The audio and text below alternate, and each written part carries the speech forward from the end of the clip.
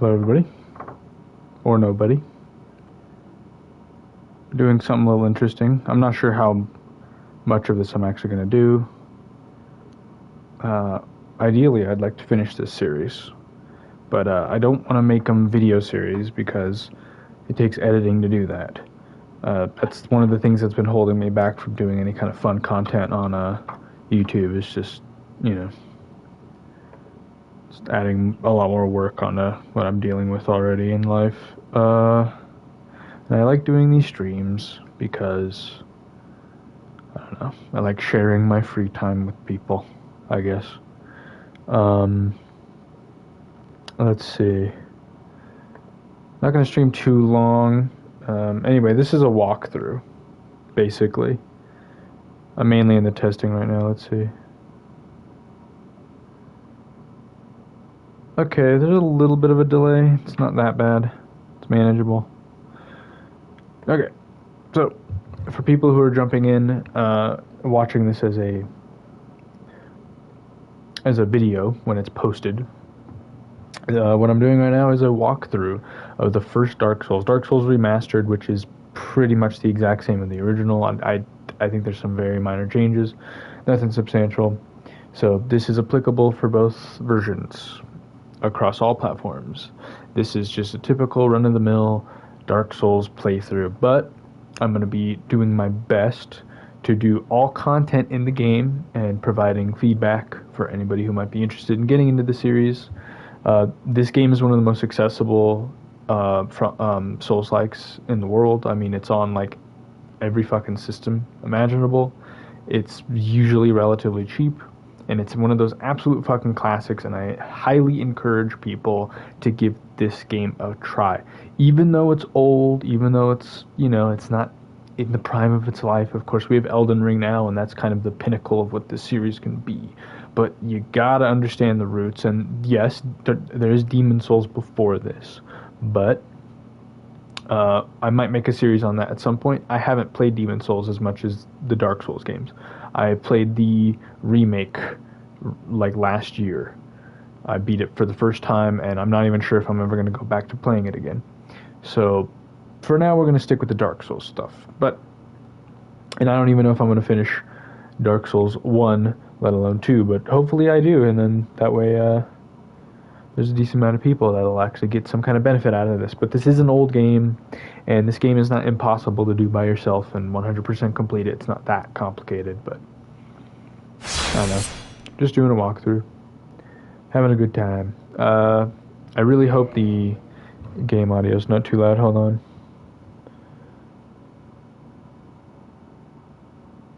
Hold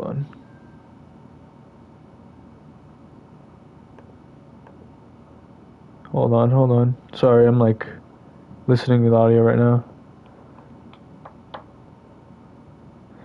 The game is a little louder than me. Let's put the volume down here, especially the music. Yeah. I think voices can stay up. I hope that's better.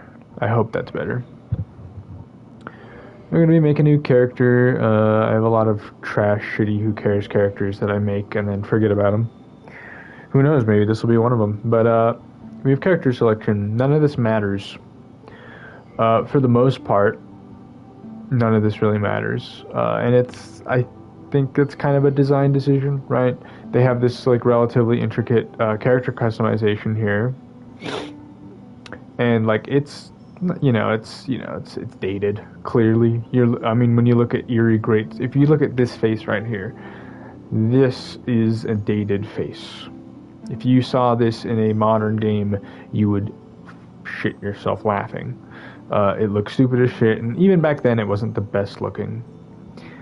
But it does exist, and you can mess around with it all you want. It's not a terrible thing. I will say the hair color is probably the most important thing, if I'm being completely honest. And even then, it's not that important, and you're gonna see why in a moment here. I'm just gonna do dude. All the classes, these are what matter. The classes and the gifts are kind of what matter. They're the only two that really have any kind of significance to the game. So, starting from the top, we have Warrior. This is like a pretty run-of-the-mill, down-the-middle kind of character. This is a Knight. This is somebody who's more focused on just being beefy as shit. A Wanderer. This is Dexterity. So, like, if you're wanting like more quick weapons that don't hit as hard, and then also access to parrying right away.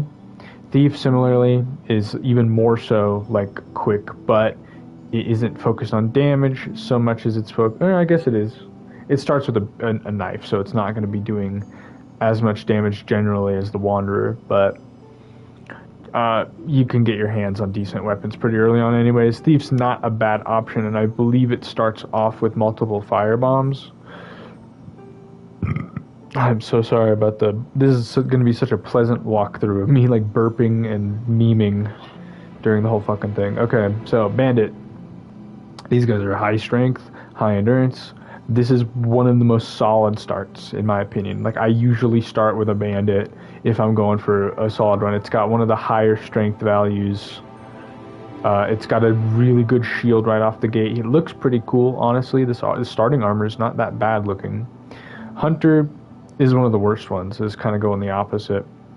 Bow-wielding Hunter. They have bows, which maybe if you're really starting off in this game, bows can kind of help you out of a few sticky situations, but for the most part, they're completely useless, especially in this first game. Bows are good for shooting tails off of dragons to get the weapons from the tails. That is like almost all they're good for.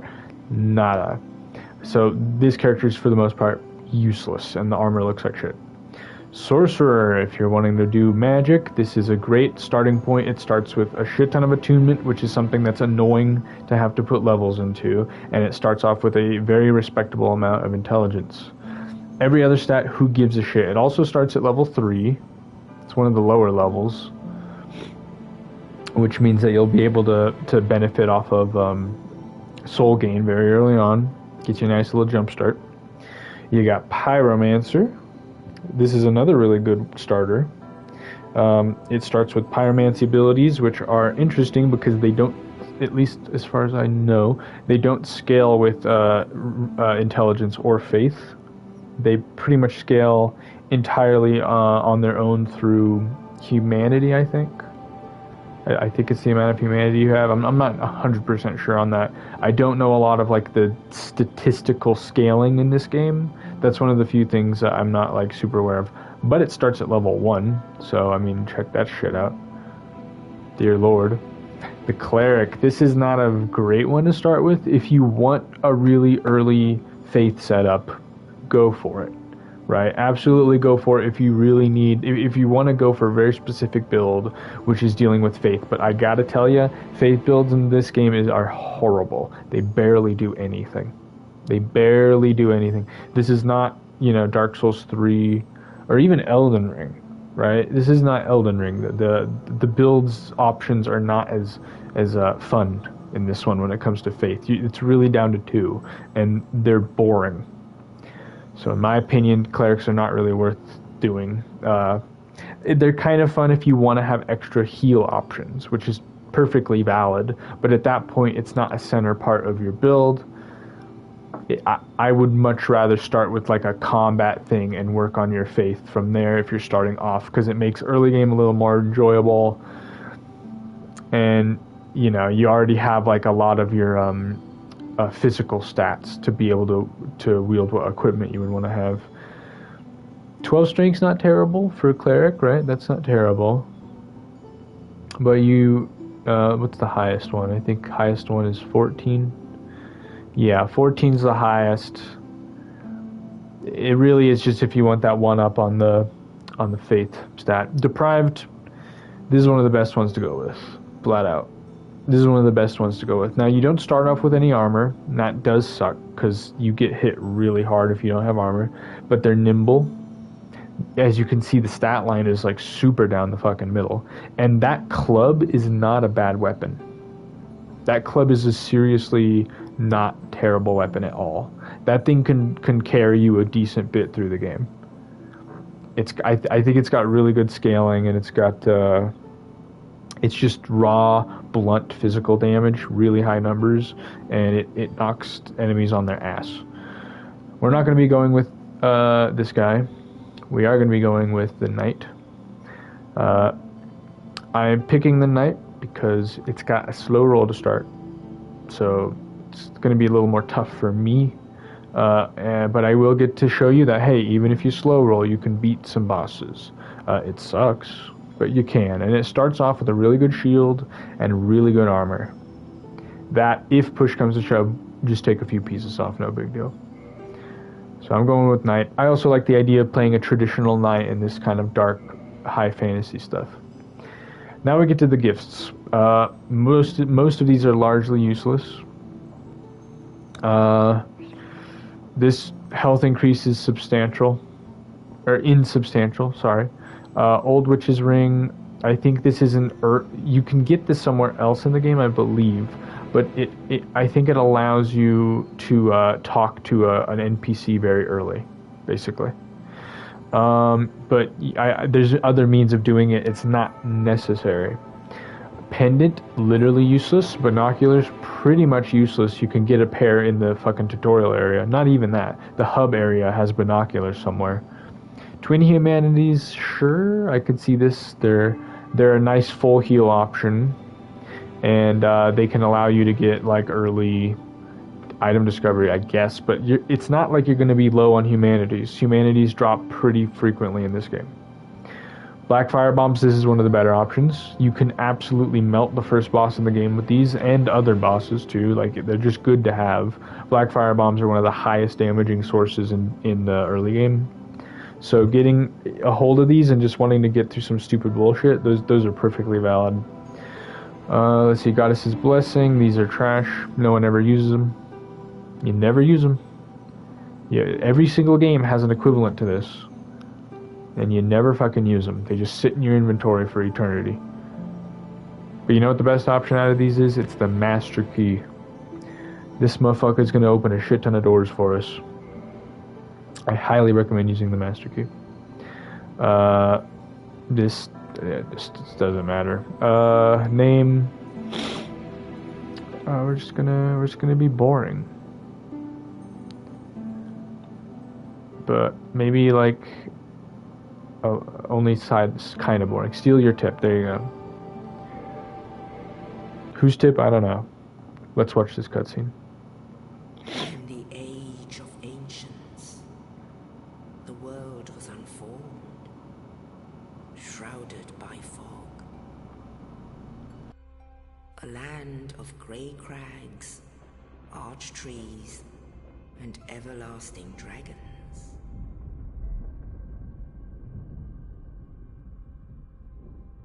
But then there was fire. And with fire came disparity. Heat.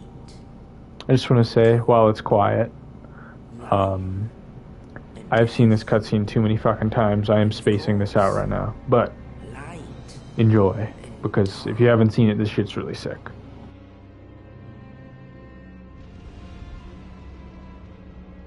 Then from the dark they came and found the souls of lords within the flame.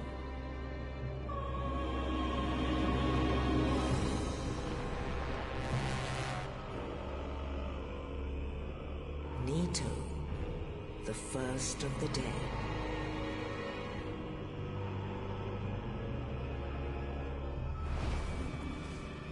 The Witch of Izalith and her daughters of Chaos.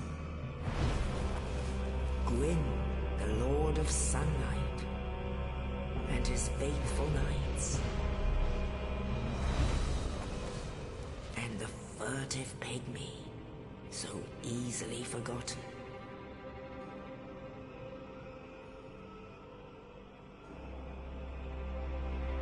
With the strength of lords, they challenged the dragons.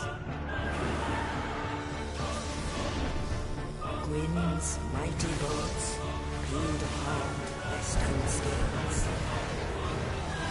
witches weaved great firestorms.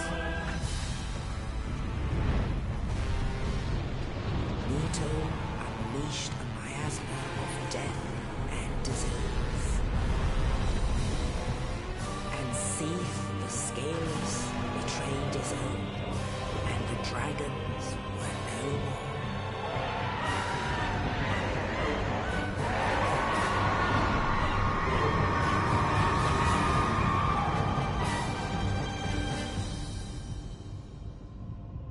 Thus began the Age of Fire.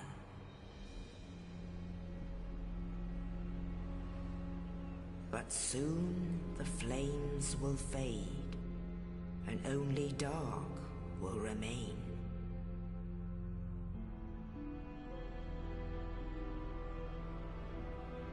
Even now, there are only embers, and man sees not light, but only endless nights. And amongst the living are seen carriers of the accursed dark side.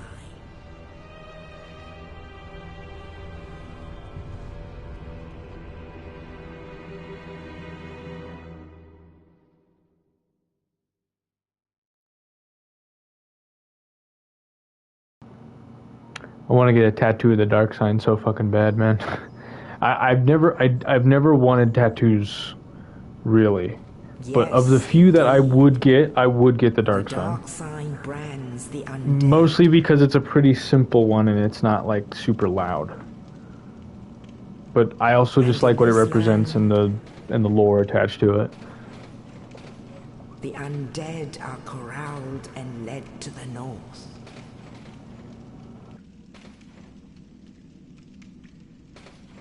Where they are locked away to await the end of the world.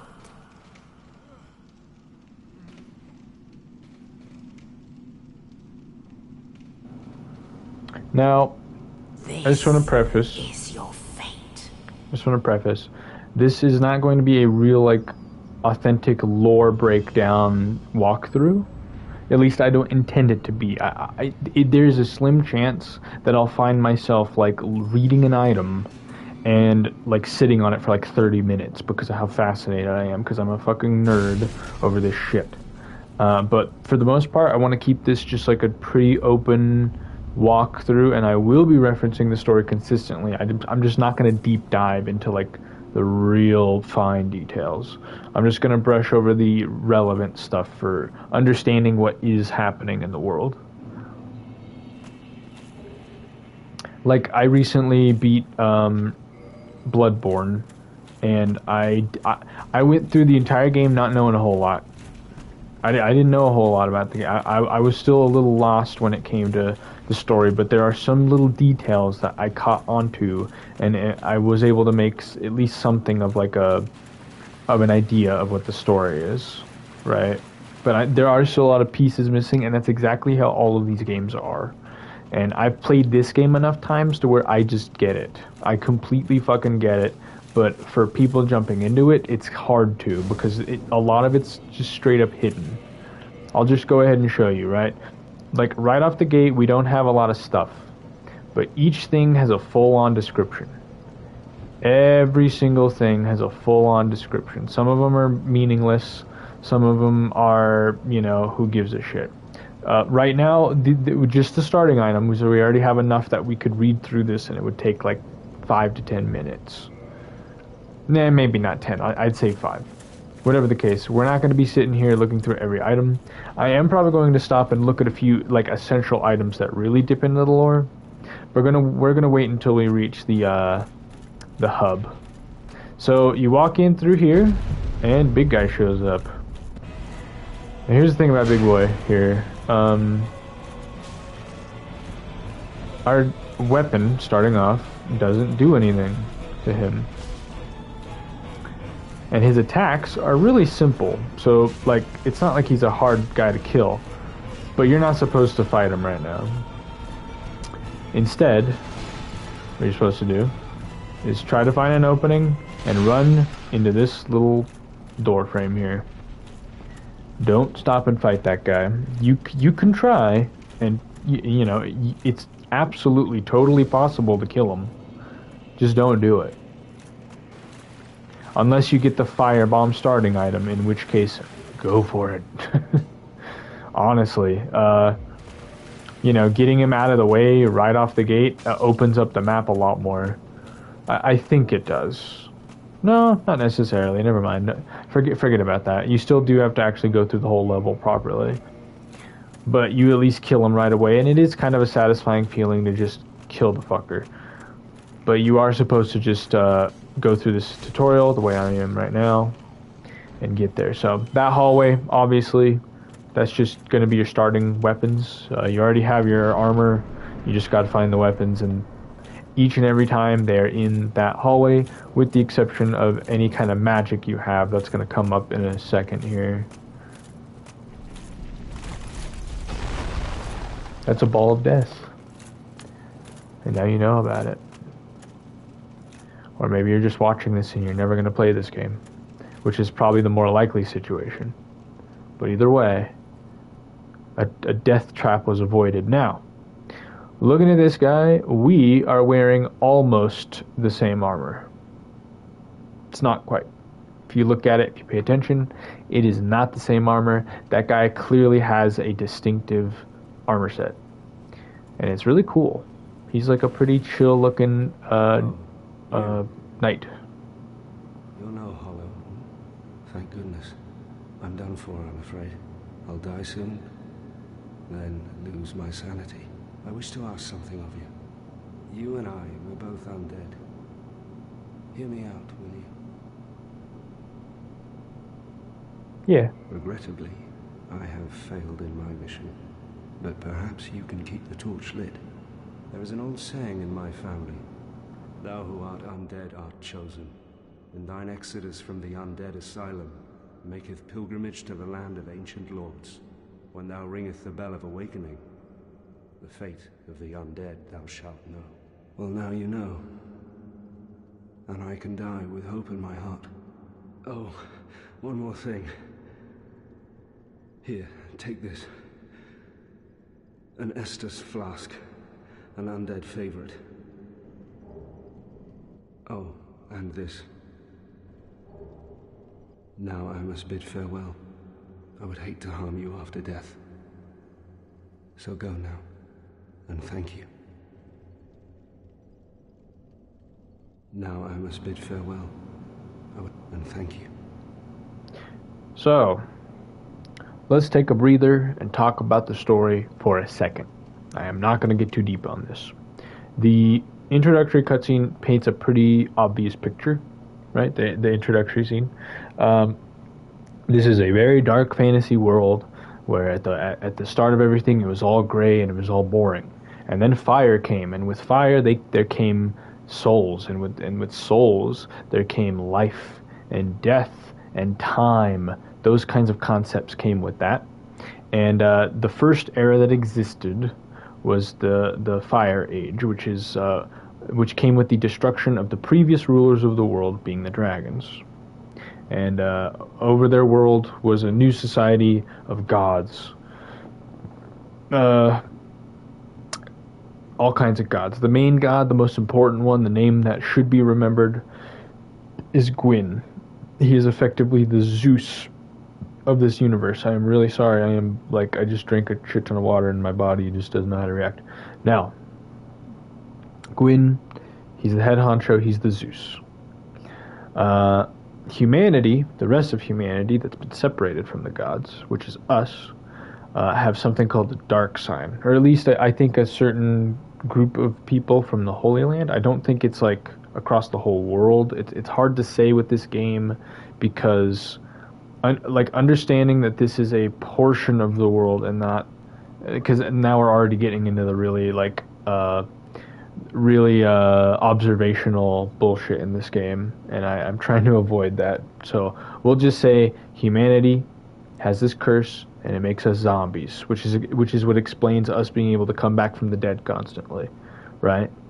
But as we're seeing with this guy right here, that immortality comes at a cost. because slowly and slowly you kind of lose your brain, which is exactly what happened to everybody in this asylum.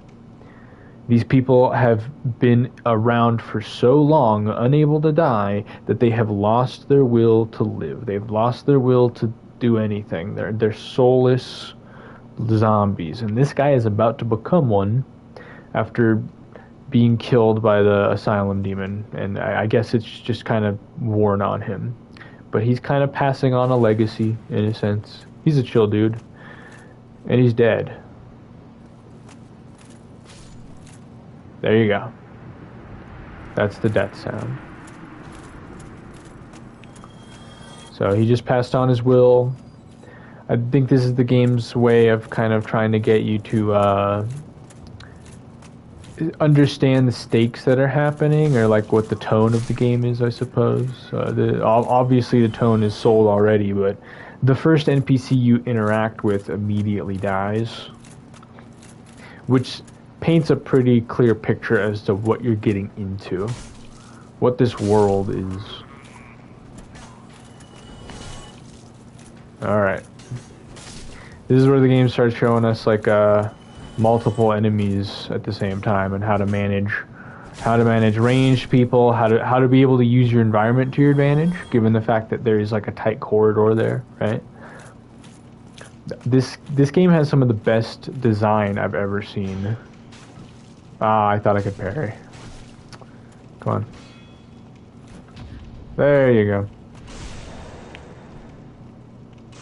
I played this game however many times and I'm still not like the best at parrying. God. Anyways. So yeah, we're in the asylum. Someone for some reason locked us off, and this place is being guarded by demons. Demons that are absolute chumps.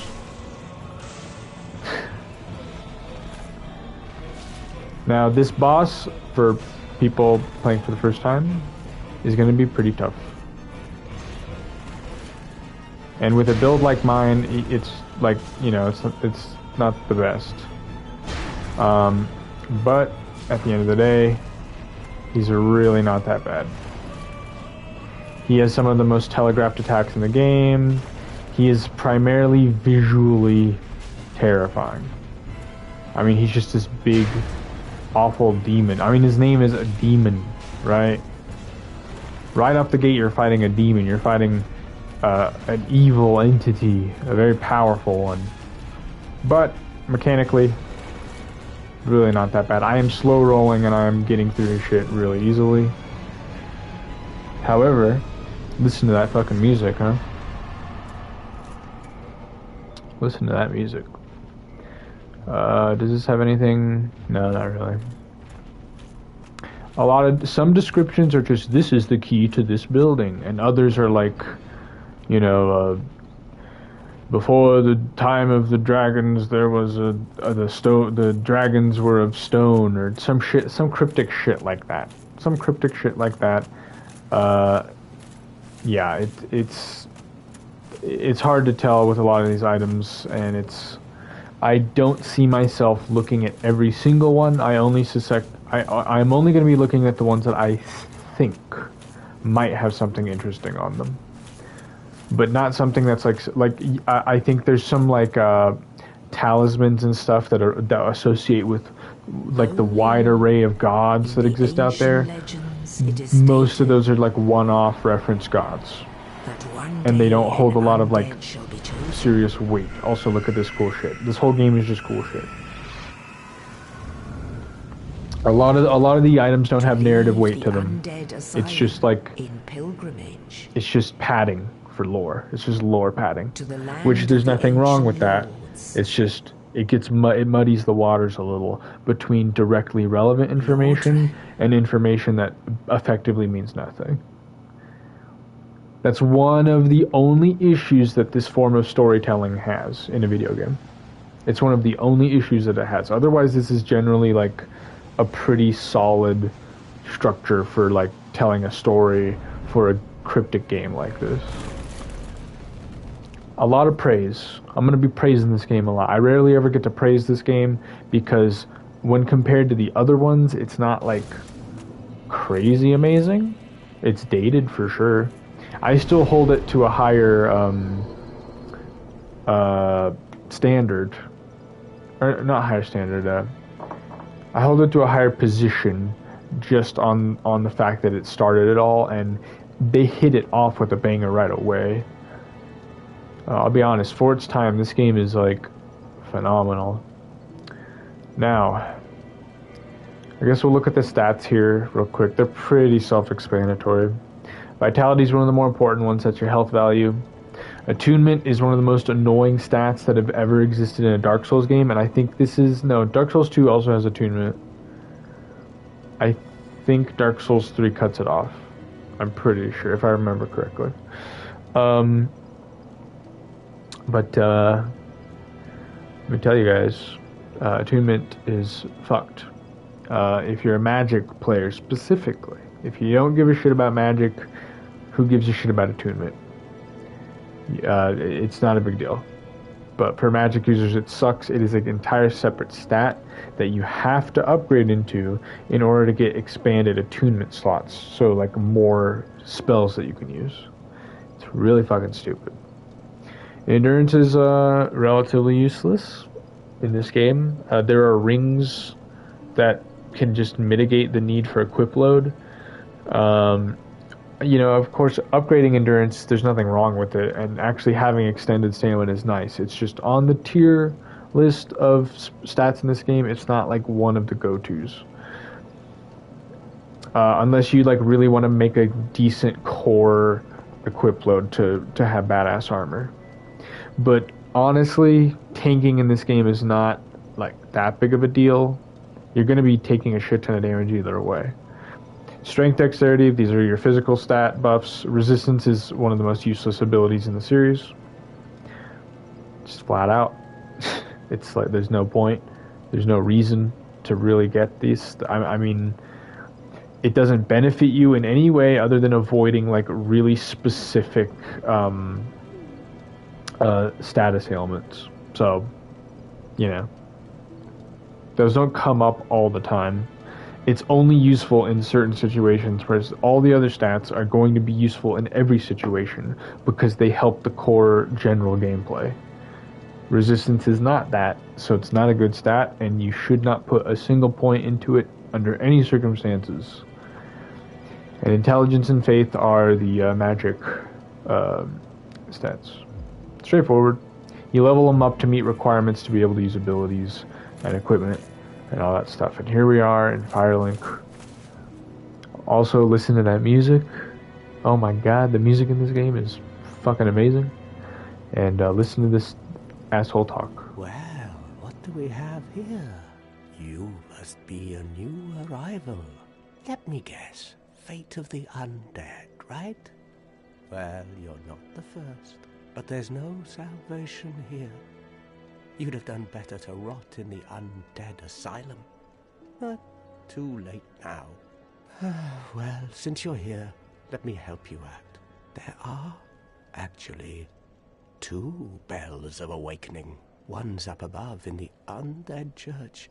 The other is far, far below, in the ruins at the base of Blight Town. Ring them both, and something happens. Brilliant, right? Not much to go on, but I have a feeling that won't stop you. So, off you go. It is why you came, isn't it? To this accursed land of the undead?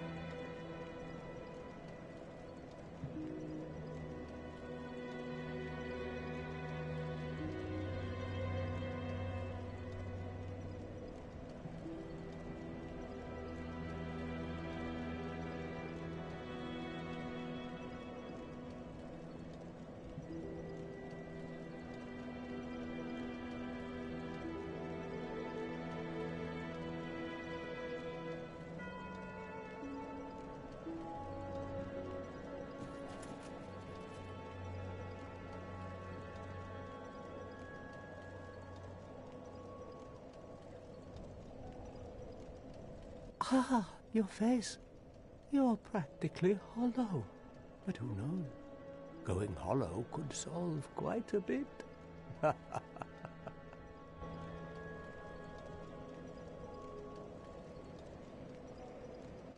What? Restoring your humanity? Well, there are a few ways to go about it. Collect it bit by bit from corpses. Or you can butter up a cleric and get yourself summoned. And the quickest way, although I'd never do it, is to kill a healthy undead and pillage its humanity. Coveting thy neighbor is only human, after all. I don't remember if I... Hold on, now I'm concerned. Hold on.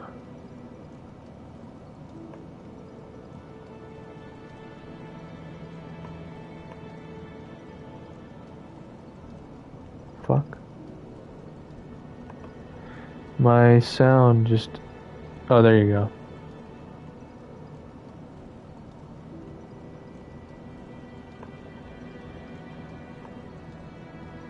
Dude, I was muted during that whole fucking...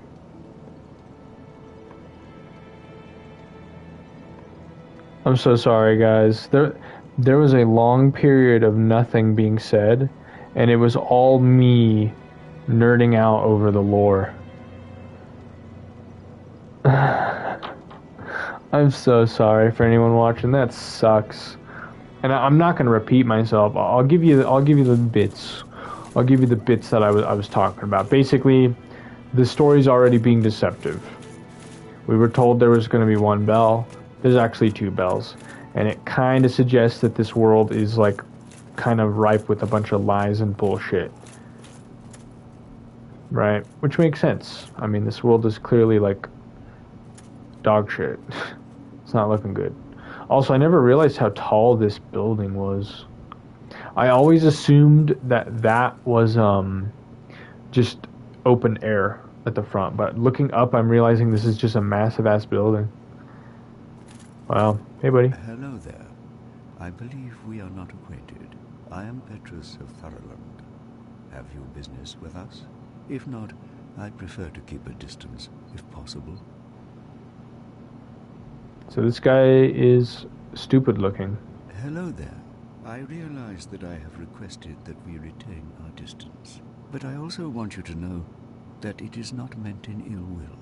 Here, take this, as a token of peace. No, go ahead. It's for you. Now, if I'm not mistaken, there's a way to fuck up, like, to kind of fuck up his NPC. The way that it's supposed to function. So, don't talk to him yet if you're playing this, if you're using this as a guide. Don't talk to this guy yet, because there's a really stupid thing that sucks. And I don't remember if this is exactly the way I remember it, but I know that there's something off about the interacting with him in a certain way without having done something already. So real quick, I'm gonna walk around, show you some hidden soul items that you can grab right off the gate. These might help you get an extra level or two at the early game. This whole starting area is like kind of a maze in its own right. It has a lot of little locations that effectively don't do anything. Like, I did that whole trip for a tiny-ass soul. Oh, and look at that bird. Isn't that cool? And look how quick it's moving, huh? It's kind of fucking crazy. I feel like I shouldn't be moving like that, but it is. Anyway. Also, hey, look. There's a treasure chest down there. And it already got looted. Boom. So yeah, we are fat. Our character is fat. It's because our equip load's super high. This character does start off that way as well, which is fun. Yeah, we're gonna use this. I don't think this is enough. I'm gonna keep talking to him. I should know this because I'm doing a guide, but this is such a small thing because I never talk to this guy in my playthroughs because I never fuck with Faith. He's the Faith guy. Oh my, you again. Oh, I know. How about this? I have to await my companions here anyway. So what if I were to teach you some miracles? Would that please you? Yes. Very well. Then first, a covenant with the gods. Now let me share my miracles. Only their ultimate effectiveness will be determined by your efforts and your faith. Okay, I think this is where you might be able to fuck up, and it's dependent on how much. It's dependent on how much souls you have. So this is the miracle merchant. Not a single one of these is offensive, except I guess technically force is offensive. It doesn't do damage. It just pushes stuff. So yeah, they're just heals, and they're not super impressive, and they're super expensive. And then the talismans are relatively cheap. And from what I remember, the first one here is just better. I believe, like when you upgrade it, it's just better because it's got better scaling. So the investments, at least from what I remember, the investment is not super worth on the Thorolin talisman. So if you're running those builds, there you go. Now, I'm gonna talk to this guy, and I'm going to hope I have enough souls to be able to My companions are Milady do the and thing. her young knights. She is young, but burdened by an undead mission. We are her defenses, to keep her from harm. Talk more. An undead mission? Regrettably, I cannot share that with you. But you are my pupil. Perhaps if you show your faith. So this guy's a scumbag, and I'm 200 souls. I don't think you can talk. I don't think you can do this again, is the problem. From what I remember, you don't get to, like, try to bribe him again. I think it's like a one-shot thing. Okay. It seems like you just click yes. Okay, I think if you click no, it permanently shuts you off. Because I've clicked no before, thinking like, oh, well, no for now, but I'll come back and give you the money when I have it. No, that's the game expects you to click yes to be able to actually get the thing. If you don't have the money for it. We're gonna kill a couple dudes. I do want to, like, I do want to milk dialogue here. Because one of the things I want to do about this is, even though I'm not, like, deep diving into the story, I want to at least represent the story. And I want to at least showcase the story happening. At least in the way that it's directly shown to the player. Not in the way of, like, digging through each and every soul item. Or every item in general in the entire game. We're not going to be doing that. But I am going to be talking to NPCs. I am also going to be trying my best to actually do NPC quest lines properly as well. That is one of the more challenging parts of any run. Oddly enough, is not like beating the bosses. It's making sure that you, if you're wanting to complete quest lines, that you do them properly. And that you, like, you can fuck up quest lines easily. Hello? I will teach you. Talk. An undead mission, regrettably, but... And then let's see what he has to say. Very well. I can surely tell you, of all people, undead clerics are given a mission to seek kindling. Kindling is the art of feeding bonfires with humanity. Through kindling, we shall one day be granted magnificent powers. Okay. Very well. Undead kindling is the through kindling? So, this guy's a real scumbag. He pretty much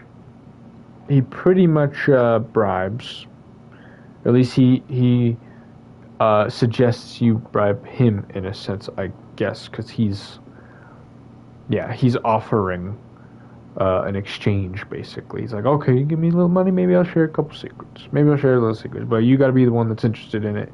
You gotta be the one to give me the money. I'll tell you all I know. Or not, and he doesn't even tell you all he knows. He just says a few lines that are relatively vague and pretty, like, you could already assume that that's what an undead mission is for someone who has like a cleric type of occupation, right? You can kind of piece together that it's a healing thing, and he just kind of tells you the obvious. This guy sucks, and I usually kill him right off the gate. However, it does make it so that some NPCs later attack you too. And again, I'm wanting to do all the quest lines, so we're not going to kill him. We're not. However, what we are going to do is we're going to check out this area over here. So we're told that there's a bell above and there's a bell below. That's the only real guidance the game has. And right now there's two directions. There's this direction that I'm looking at right now, which leads into this really big graveyard. This messy looking, uneven graveyard. We come down here and oh shit. There's skeletons and they have a shit ton of health and they do a shit ton of damage. So we're not supposed to go down there. I could stay and fight, and there are actually items out there. There are items out there. You know what? I feel like I might as well. For people who are wanting to challenge themselves and do this, I'm gonna go down there and I'm gonna show you what all the items are. But to do that, I am not gonna sit around here and fight all these skeletons. I'm gonna take off some armor and we're gonna run. Because that is the way that you usually do this. This might be enough on its own. This is pretty much enough, yeah. Well, I'm not gonna be fighting back. I'm just gonna, we're gonna do a quick roll. So this is the fastest roll you can do naturally. It's a pretty solid one. A lot of iframes. So let's do this. First item. It's a shitty soul, not really that worth. Now the second item is a fucking Zweihander. Look at that. That there is a really nice fucking weapon. Especially given the fact that you can get it so early on.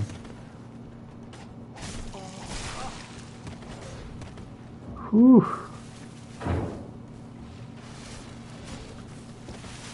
I'm trying to remember. I think I'm dead. Yeah, we're dead. The routing there is really fucked. There is another item all the way up there though, so we are gonna go back down. I'm sorry, this is gonna end up being a death compilation, but you know, I gotta show you. Because I'm gonna be completely honest, I don't even remember what the hell's all the way up there. And I'm not confident that it's like worth.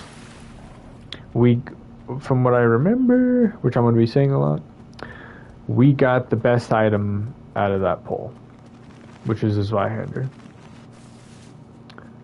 But there is another one. Okay, that's not a bad one. It's another weapon. 2 weapons. And if we get our way up here,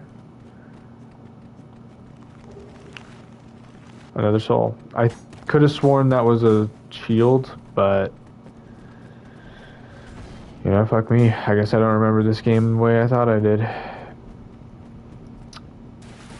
This is going to be a wonderful guide, guys. Trust me. In all seriousness, it is. This stuff really doesn't matter. A lot of these little items, like, they might be kind of fun. If you want to do a spear build, they're not, like, sure, if you know where to get it, go for it. But there is a merchant, like, very early on that will sell you a spear that's just as good. And there's also an area, not very early on in the game, where there's another spear that's just hanging out in a hidden spot. So spears are, you know, they're not hard to come by. So, you know, grabbing each and every one of these items isn't super worth most of the time, but I do want to show you what's in there, partially because I am curious what the fuck is in there. Now, I do happen to know what that item on the bridge is, and yes, I am going to be going to grab it.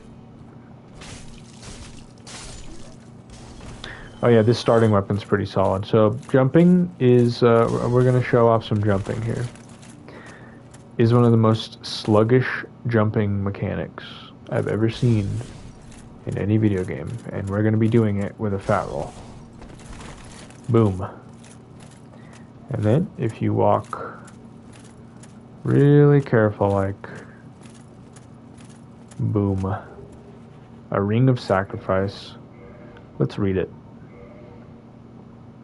Mystical ring created in the sacrificial blah blah blah.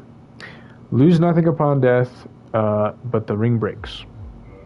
That's what it does. It is not painfully useful, but it does come up.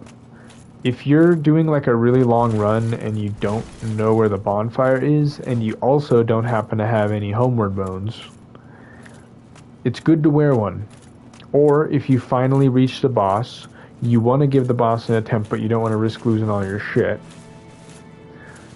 then you put the ring on, and you give the boss an attempt, and then you go, okay, I can come back. I didn't lose anything by dying to the boss.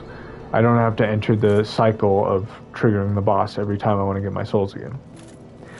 In those two scenarios, yeah. In those two scenarios,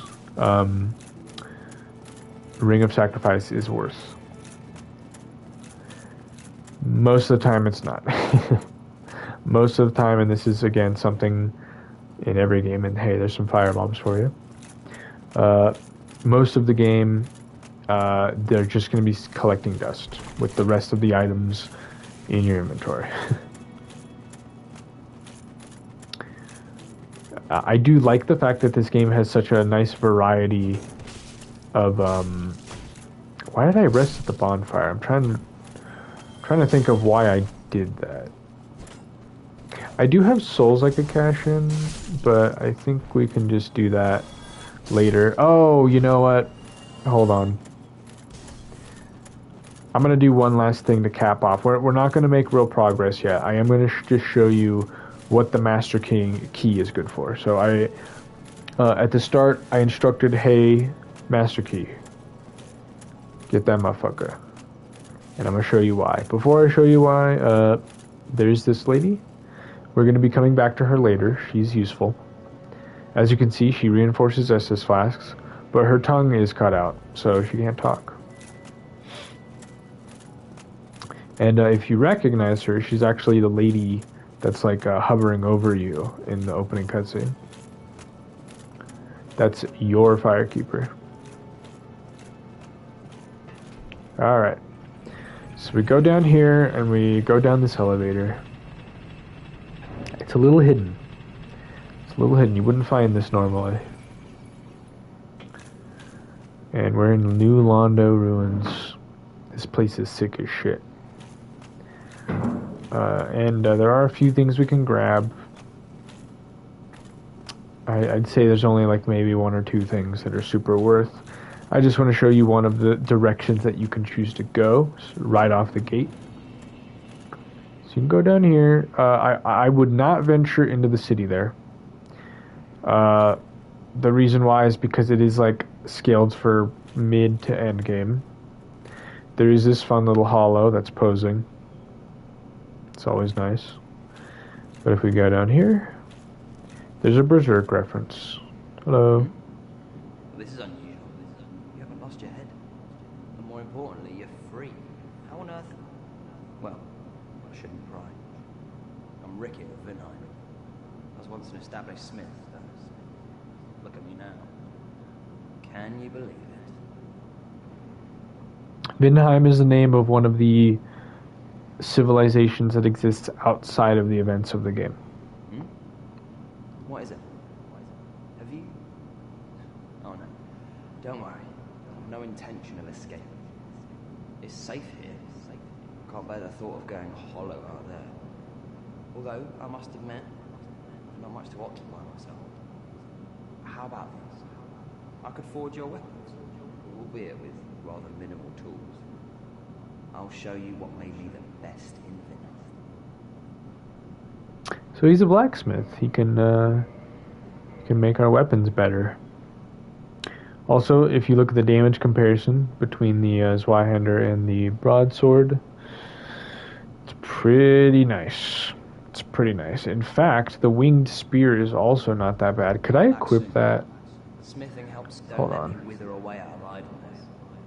Yeah, this guy's like pretty lonely down here. We can actually equip the winged spear. Wait. Oh, no, we can't. We need more dexterity. Alright. Well then, what weapons have you? Talk a little more. What is it? There's nothing to talk about. We're both cursed, undead. But what's there really to moan about? Come back soon. So he's another person who is, or he's one of the first people, I guess, that we can meet, who is not, you know, he doesn't think it's that big of a deal. I think the Crestfallen Knight we talked to earlier did as well. He said something about like, oh, is it really that bad though? And that guy's pretty much saying the same shit. So we're pretty much immortal, and as long as you like address it carefully, you can really take advantage of like having like an effectively infinite lifespan. So this is a door that you can open with the master key. This is Valley of the Drakes. This is a scary place. A really good soul item there, though. Look down there. That's complete death. And we're on these rickety, slender little bridges. It's absolutely terrifying. There's a cave in the wall, and then there's, you know, more rickety bridge shit. I will leave it up to you whether or not you want to take on the challenges of going these different directions. This option is for people who know how to play the game properly, like me, and who are wanting to skip entire portions of the game and know where to get specific items. That makes that journey easy. You can use some of these paths to completely skip entire boss fights. Entire levels can be skipped that way. And it makes speed runs or just like casual runs a breeze. But early game, when you're first getting into this, don't bother. I wouldn't. If you really want to challenge yourself, go right ahead. But I'm telling you, it's not really worth. But the fact that the option exists is kind of cool. It's kind of nice.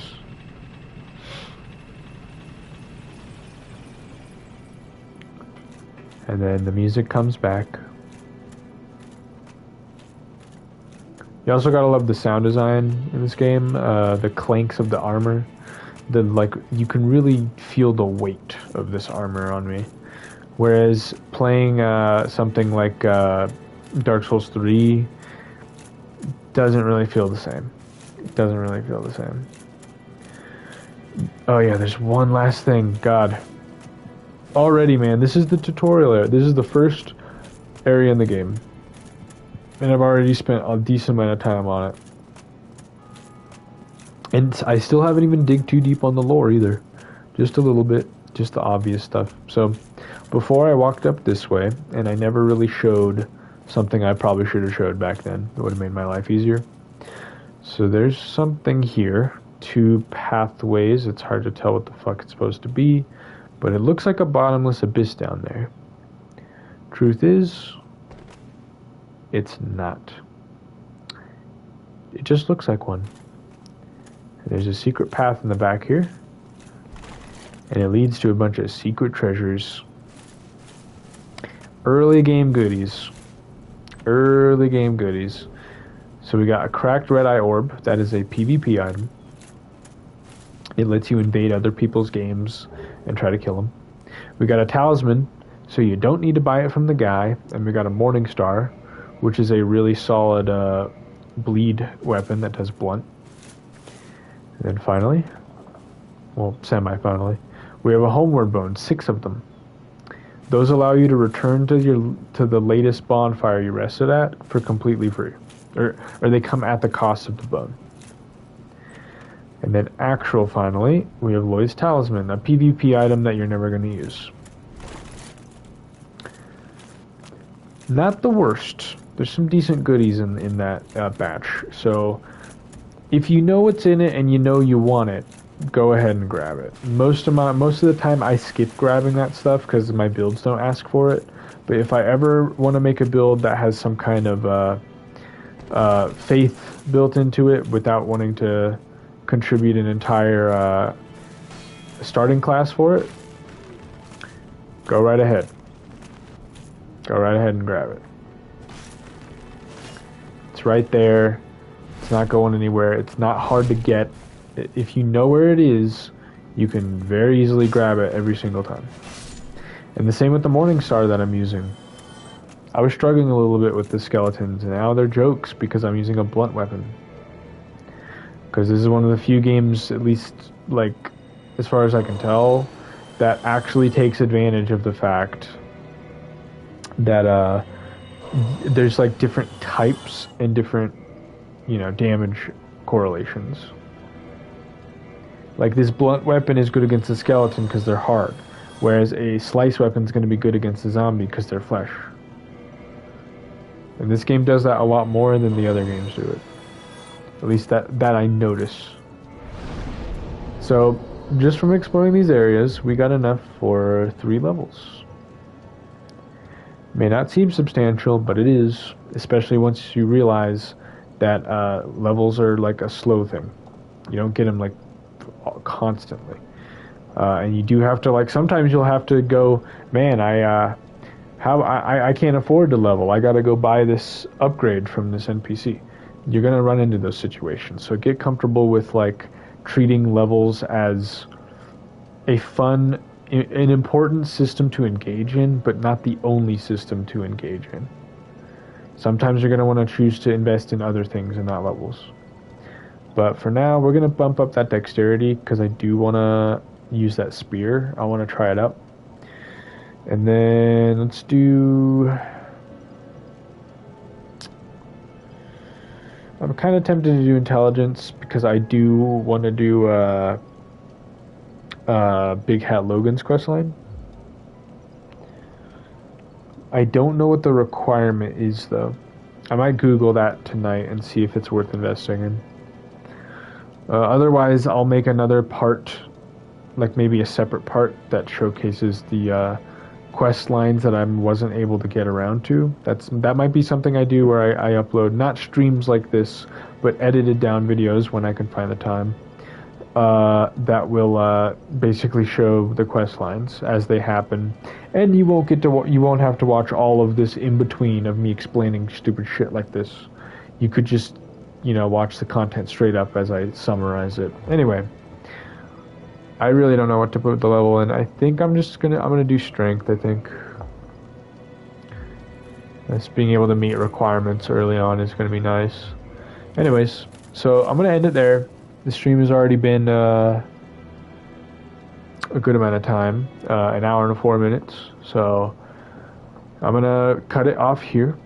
But next episode, we're gonna be going to the Undead Burg. And the Undead Burg's going to take up a lot of time. That's probably going to be a whole stream getting through that and showing everything off. It is a really cool area. It's one of the more fun starting levels in one of these games. So I'll have fun getting through it. Anyways, have a good night, guys, or morning, or day, or whatever the fuck it is. Have a good one. Later.